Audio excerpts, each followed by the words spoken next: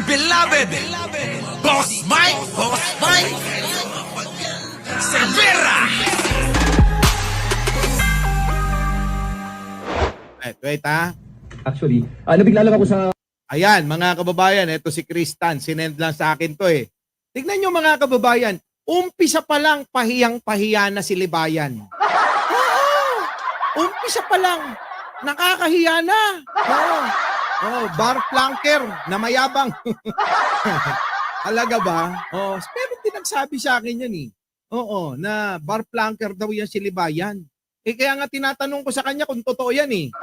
Hindi naman niya sinasagot mga kababayan. Ewan ko, baka totoo nga.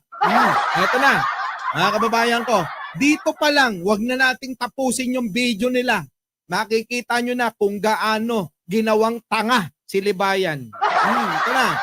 Libayan, tingnan mo, ginawa ka lang tanga ni Kristan.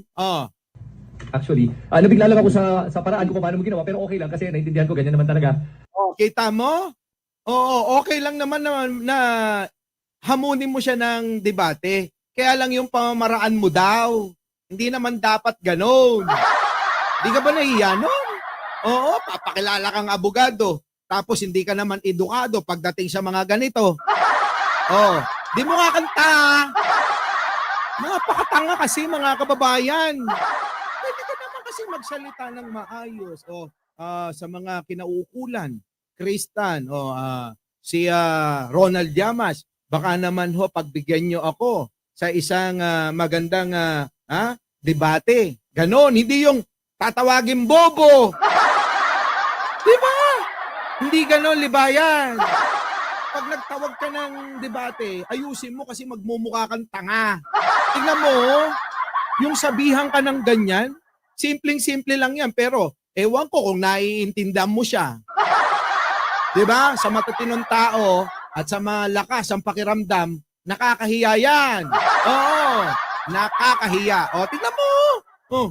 Actually, nabigla lang ako sa paraan ko kung paano mo ginawa, pero okay. Nabigla daw siya sa paraan na kung paano mo ginawa yung paghahamon sa kanila. Kadiri, nakakahiya. Yung sabihan ka ng ganon.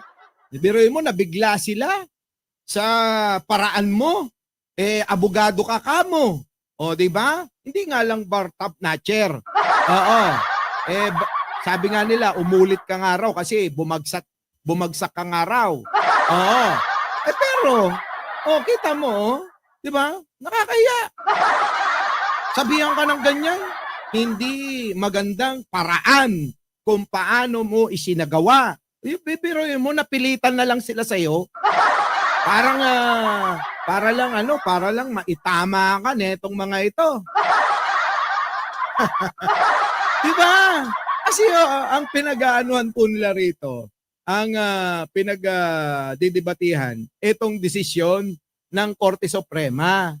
Siguro, sabi ni Libayan, kailangan daw irespeto. Totoo naman, kailangan irespeto, di ba?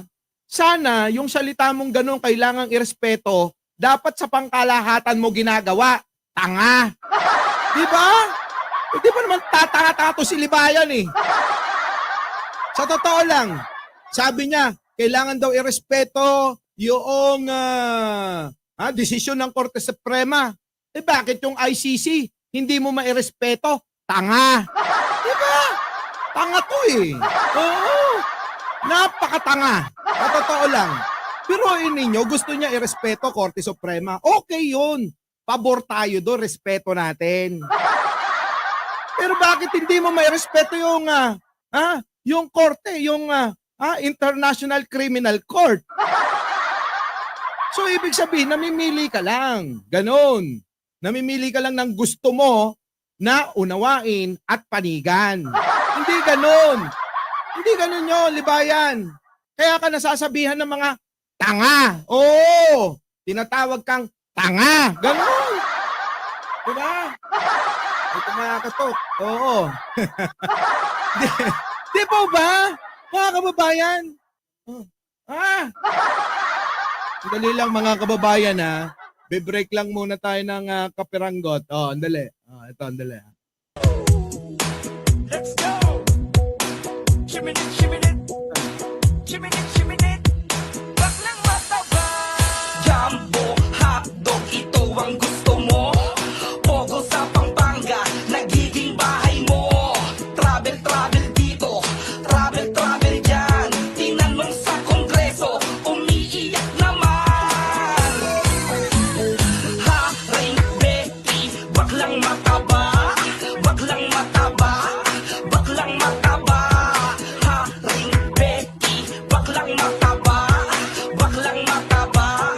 wait lang. Oo. May dumalaw. Ang problema mga kababayan, yung trabaho na pumupunta sa akin. Ay, nakakasira ng hanap buhay ang pagbablog Ah. So eto na nga mga kababayan ko. Dito nga ho, no. Sa sinasabi mga kababayan, dito nga ho mga kababayan, sa sinasabi ni Libayan na irespeto daw ang Korte Suprema, sang-ayon ako ron. Sang-ayon ako kay Libayan doon na dapat nire-respeto yan. At kung meron man na mga dapat na gawin, kung sino man ang mga hindi sang-ayon sa naging desisyon ng Korte Suprema, malaya naman silang magpetisyon, mag-apila, umapila. Di po ba? Malaya yun eh. Oo. Kung nakikita nila mga kababayan na may pagkakamali o hindi tama na desisyon ng Korte Suprema, di dapat mag-apila kayo, magreklamo kayo, umapila kayo sa kanila na sabihin nyo, mali yung desisyon po ninyo.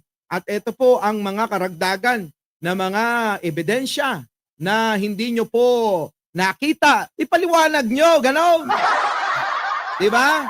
Pero itong si Libayan, pinagpipilitan yung pinipili niya lang na bibigyan ng reaksyon. Oo. Kasi alam nyo, sa dalawang panig, laging parehas may mali. Oo, tandaan nyo po yan. Sa lahat ng pagkakataon, laging may mali. Oo, yung parehas na panig. Pero kung pipiliin mo lang, yung gusto mo, mamamali ka talaga. Dahil ibabato naman sa iyo yung tama doon sa pinagtatalunan ninyo. Tama po ba mga kababayan? Laging may tama, laging may mali. O kung may mali, may tama naman. Kung may tama, may mali rin. Kung mamimili lang kayo pare-parehas nang bibigyan nyo ng reaksyon, wala rin mangyayari. Di ba? Eto, tulad nito, ikaw, pinipili mo lang na sang-ayunan ang Korte Suprema. Pero hindi mo sinasang-ayunan yung International Criminal Court. Pwede ba yun? Pwede ba yung ganun? Mamimili ka lang kung sino yung aayunan mo.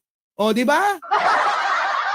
So, ibig sabihin, kung ikaw nagiging kritiko ng ICC, abay, wag mong alisin sa ibang tao na maging kritiko rin sa Korte Suprema. Ganon. Sa paraan ko paano. Ayan, mga kababayan ko, sa mga bagong pasok, unawain yung maigi ito, Unawain nyo pong maigi itong sinasabi ni Krista na, ito. Actually, nabigla lang ako sa paraan ko paano mo ginawa, pero okay lang kasi naintindihan ko ganyan naman talaga. Kita mo, naintindihan ka pa raw niya? Nabigla daw siya sa paraan mo ng pag-aanyaya. Pero okay lang daw, ngingiti-ngiti pa. Napaka-professional. Talagang ganyan daw. Hindi ka ba naiya nun?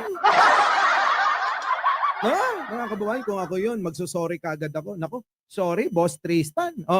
Sorry, Boss Kristan. Pasensya ka na. Style ko talaga yun eh. Para mapansin nyo ako eh. Ganon. Kung baka pag nagsalita ako ng maayos, baka hindi nyo ko mapansin. Yung mga bobo kong mga taga-suporta rito, di ba? Ganyan ang gusto. Yung bang kailangan maging arrogante ako. Ganon. Di ba mga kababayan? Ganun lang ako kasimple. Hindi nyo na kailangan pa noorin yung 1 oras na live eh. Doon pa lang, sa umpisa pa lang, bungad na bungad pa lang. Lalo na nung binasahan siya ng ng section 3. Si Libayan, mga kababayan, wala nang ginawa kundi kumuyakoy na lang. Kuyakoy na lang ang ginawa eh.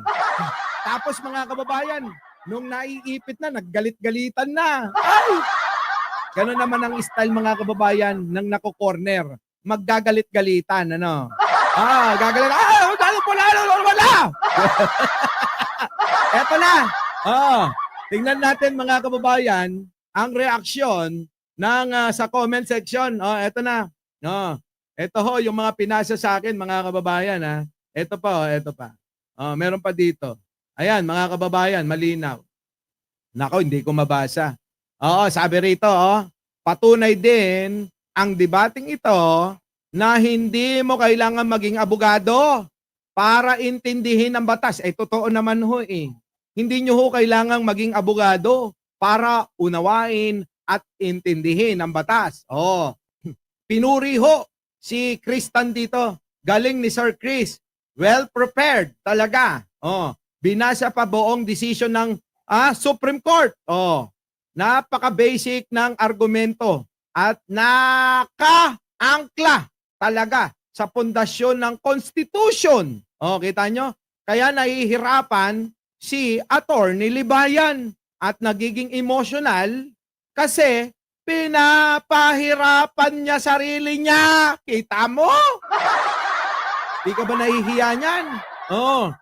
Napakaklaro naman ng nakasaad sa Constitution. Kita mo? Diba? Yan yun. Ito pa, sa may baba. Ano sabi rito? Ayaw niya pagsalitain si Chris. Ganyan ang taong nahihirapan i-defend ang posisyon niya. Kita mo, no? Hindi ako may sabi niyan, Libayan. Yung mga nanood sa inyo, di ka ba nahihiya niyan sa mga sinasabi nila? Di ba? Binabalita ko lang sa'yo. Baka naman na hindi mo nababasa yung mga comment ng iba rito. Eto. Pasok. Pasok, ito. Ito. Wait. Alakyan natin, mga kababayan. Ito, tingnan nyo. Sabi rito, Libayan, talo ka. Naku, wait lang. Wait lang, ha. Yan. Sabi rito, talo na naman, Attorney Libayan. Kita mo, I can't believe, mas magaling pa mag-explain sa'yo si Chris. Walastik, mga kababayan, di ba? Kababain. Next, kita mo. Hoy, Libayan, ayan, yung mga comment, ha. Tingnan mo yung mga comment ng tao. Tingnan mo. Next. Ano sabi? Eto. Puro attorney card activated. At sasabing walang alam yung kadebate niya. I-prove mo yung punto mo, boy. Parang mas lawyer pa si Kristan. Kasi, nagsasite ng batas. Ikaw, sasabihin mong mali yung sinasabi niya, pero wala namang masabing batas na to prove your point. Notaryo muna, boy! Sabi dito, Libayan, magnotaryo ka na lang daw. Kakahiya, no? Next dito, mga kababayan. Marami yan eh. Ito. Ito, kita mo. Ito pa, Libayan. Bilang abogado, alam mong may code of professional responsibility, di ba? Pero ito na nga code of responsibility. Pero yung ginawa niya, paghahamon niya, meron bang nasasakop doon yung code of responsibility? Wala ho, mga kababayan. Parang naghamon lang sa kanto si Libayan. A lawyer shall not use abusive. Kita mo? Intemperate or offensive language. Kita mo? Anong ginawa mo? Kung ano-ano tinatawag mo sa kanila. Di ba? Yan. Even in social media. Sabi, Laila Collins, thank you. Kulang yan. Kahit daw sa social media, Libayan, sinasabihan ka. Ito. Pero, sige. Siguro, exempted ka dyan kasi YouTuber mode ka. Hindi abogado mode. Naku, grabe, nakakahiya talaga to. Nakakahiya, Libayan, yung mga pinagsasabi nila sa'yo. Ayan, binasahan ka na ng Article 19 ng Civil Code. Ayan, sabi nga, sa Article 19 ng Civil Code, every person must act with justice, give everyone his due, and observe honesty and good faith. Kaso hindi mo raw ginawa yan. Kung ganyan ang paraan ng pagtuturo ng batas, panlalait, sarkasam, ewan ko na lang kung sino ang gustong matuto sa'yo. Sabi, libayan. Nakakaya, no? Nakakaya yung ganyan na mga sinasabi sa'yo ng tao, no? Ako na nahihiya para sa'yo. Eto pa, mga kababayan ko. Lalakihan ko, malabo yung mata ko, ano? Hoy! Binabati natin yung ating kaibigan. Hoy, magtrabaho ka dyan. Hayaan mo ko rito, ha? Hayaan mo muna ako. Hoy, shoutout nyo si Attorney Aboy Paraiso. Magkita tayo mamaya. Hindi, tawag na lang ako para hindi maabala. Magbebenta pa ako ng isang kondo mamaya. May kliyente pa ako, isang kondo. Tatapusin ko lang yon, ha? Eto na. Alaysa, thank you naman. Sabi rito, mga kababayan, hindi ko po napapanood ng buo pero inabutan ko na agad yung part kung saan sinasabi mong bobo at syunga-syunga si ganito. Ginawa mo ng natural, yan sa'yo, grabe. Ibang level ka talaga, attorney, abogado ka na. Kulang na lang sabihin sa'yo, tatanga-tanga ka talaga. Pero, parang di ka maingat sa pananalita mo. Proud sa pang-iinsulto. Tama, libayan. Oo. Yung sinasabi kong tanga ka, hindi yan pang-iinsulto, ha. Huwag mong mamasamain sana. Pag sinabi kong tanga ka, hindi yan pang-iinsulto, liliwanagin ko lang. Real talk yan. Diba? Real talk yan. Hindi yan pang-iinsulto, tatanga-tanga ka. Hindi pang-iinsulto yan, real talk yan.